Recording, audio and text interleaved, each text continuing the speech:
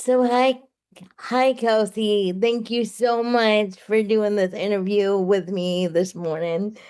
So Disability Rights Louisiana is interviewing all of the city council candidates citywide just so we can give our constituents, our clients accessible information that they can take with them to the polling booth. So before we get started with my questions, can you briefly introduce yourself and what district you're running for? Yeah, my name is Kelsey Foster, and I am running for New Orleans City Council District C.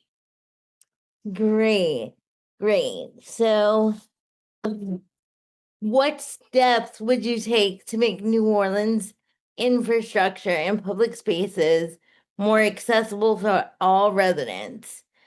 And what would you do to ensure that disabled people in and around the city are at the table when decisions are being made about the city's built environment?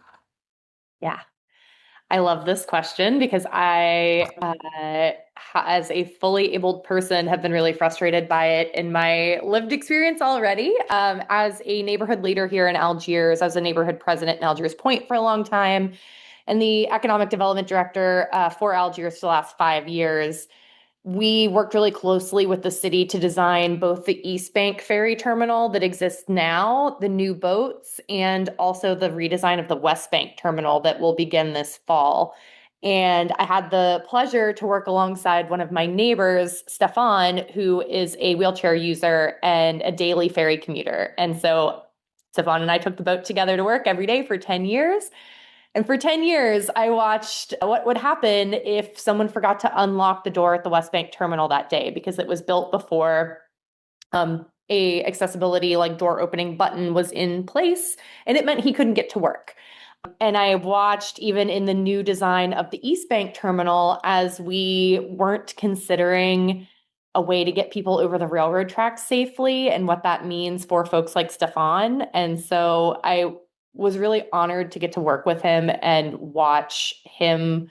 It was beautiful and also really frustrating to watch him have to explain his day-to-day commute to people whose entire job should be understanding and predicting and planning for accessibility.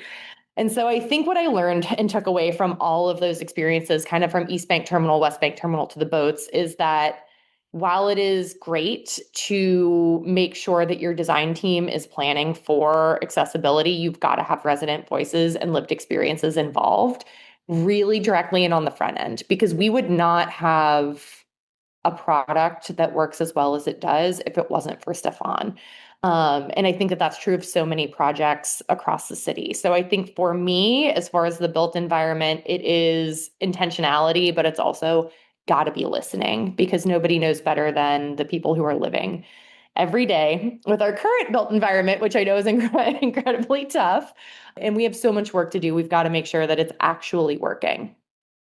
Yes, thanks. How will you support economic opportunity for disabled residents? And what steps will you take to ensure that jobs across the city, including city jobs and contracts, are truly inclusive and equitable? Yeah. It's a great question, and one I think District C has really been struggling with as we've been talking a little bit about, well, a lot about the French Quarter trash collection contract. And so public contracts should do three things. They should give residents the services that they need at a price that they can afford and that the city can afford, and they should provide an equitable opportunity for all business owners to participate in the contract. And I think we've really seen a breakdown and a failure of that play out kind of in real time in the French Quarter contract dispute.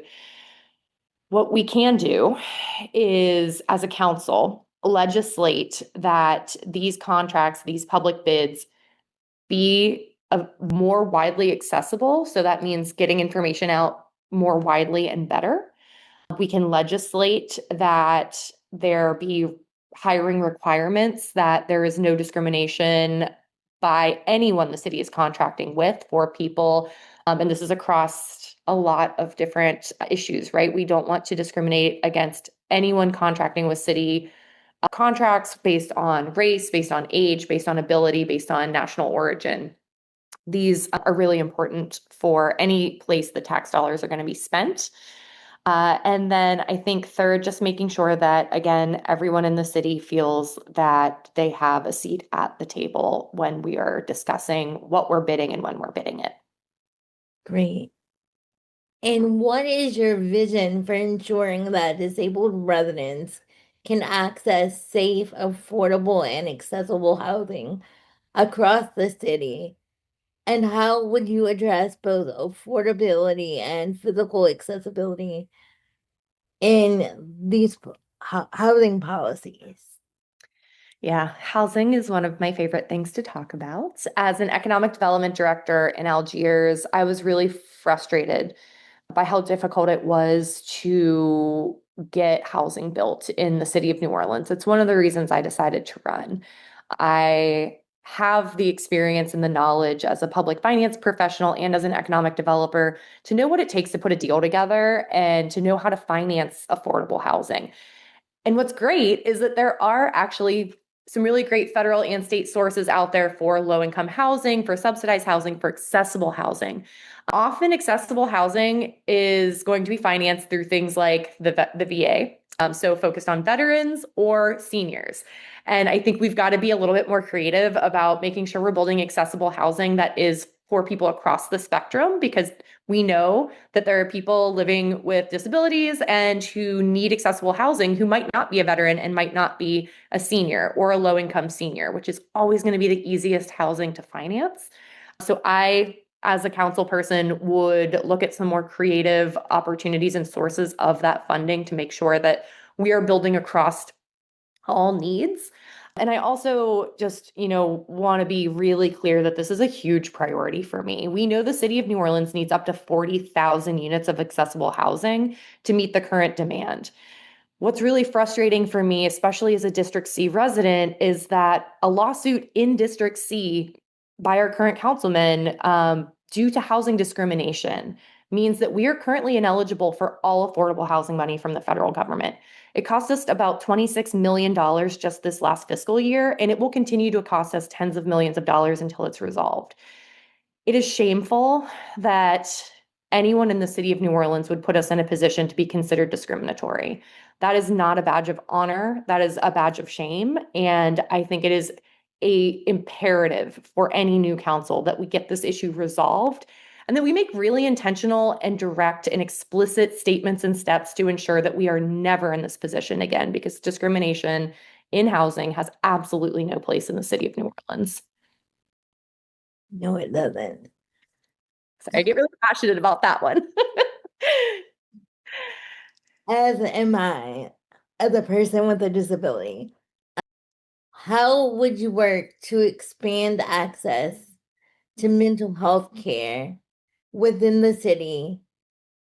And what role do you see the city playing in preventing incarceration of people with mental health conditions? Yep. When used to work for a nonprofit called the Committee for a Better New Orleans, where I led a campaign to help educate residents about the city's budget and how it works, and to give people kind of a chance to play mayor for a day. And how would you spend the city budget? What would you do with it?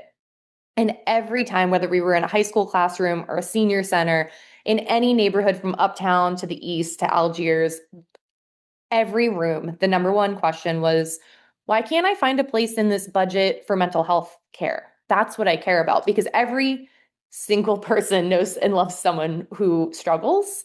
Maybe they struggle with addiction. I think there's a pretty broad scope of ways that we as New Orleanians really need this care, and it is so scarce and hard to find. And the really frustrating answer for people was that the way that the city of New Orleans funds mental health care is pretty limited, because in America, that's just always been something you must go seek out through private insurance should you be privileged enough to have it. And that was really shocking and frustrating for a lot of people who always kind of thought that there must surely be someone working on this. And that's not, to say it's entirely true. The New Orleans Health Department is a wonderful, wonderful beacon of light in our city that does some amazing work. I think it is going to be important to hold anyone campaigning right now accountable for their plans for the federal cuts that are going to be coming to the health department. I've heard a lot of really exciting plans for what we could do and what we could implement in pilots, and we are going to be facing severe austerity in the health department in the coming years under this federal administration. And so we've got to be honest and real about that because it is going to hurt people who need city services the absolute most. I think we've got to look at the programs that are really performing at the highest impact right now and making sure that they survive.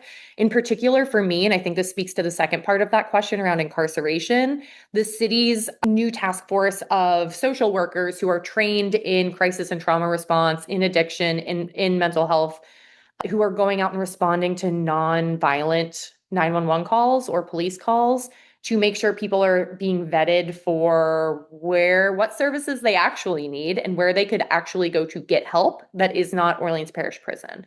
That is a fairly new program that seems to be doing really well. I heard a talk from the 8th District NOPD last night in the Marigny about the pilot numbers and how well they think it's working. It is going to be a long road and not an easy fix, but that has to be one of the programs that survive the next 3.5 years of this current federal administration because we know prison is not a solution for addiction. It's not a solution for mental health trauma or anything else that our folks are going through. And we can save ourselves a lot of resources and time by appropriately responding with people with the appropriate training.